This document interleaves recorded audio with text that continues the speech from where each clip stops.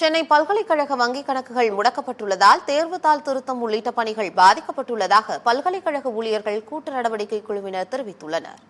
சென்னை பல்கலைக்கழக வங்கிக் கணக்குகள் வருமான வரித்துறையால் முடக்கப்பட்டுள்ளது தொடர்பாக பல்கலைக்கழக ஆசிரியர் மற்றும் அலுவலர் சங்க கூட்டுறவு நடவடிக்கை குழுவினர் செய்தியாளர்களை சந்தித்தனர். அப்போது பேசிய அவர்கள் பல்கலைக்கழக வங்கிக் கணக்குகள் முடக்கப்பட்டுள்ளதால் கடந்த 10 நாட்களாக தேர்வுத்தாள் திருத்தம் உள்ளிட்ட நிர்வாகப் பணிகள் பாதிக்கப்பட்டுள்ளதாக தெரிவித்தனர்.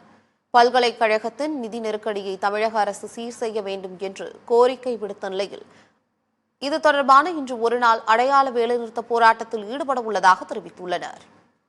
கடந்த 165 ஆண்டுகளாக சென்னை பல்கலைக்கழகம் பல்வேறு அறிஞர்களை இந்த நாட்டிற்காக உருவாக்கி தந்துள்ளது.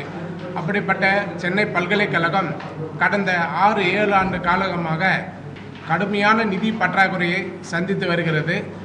கடந்த 2 வார காலத்திற்கு முன்பு இந்திய வருமான வரித்துறை சென்னை பல்கலைக்கழகத்தின் ஏறத்தாழ 30க்கும் மேற்பட்ட வங்கி கணக்குகளை முடக்கியுள்ளது.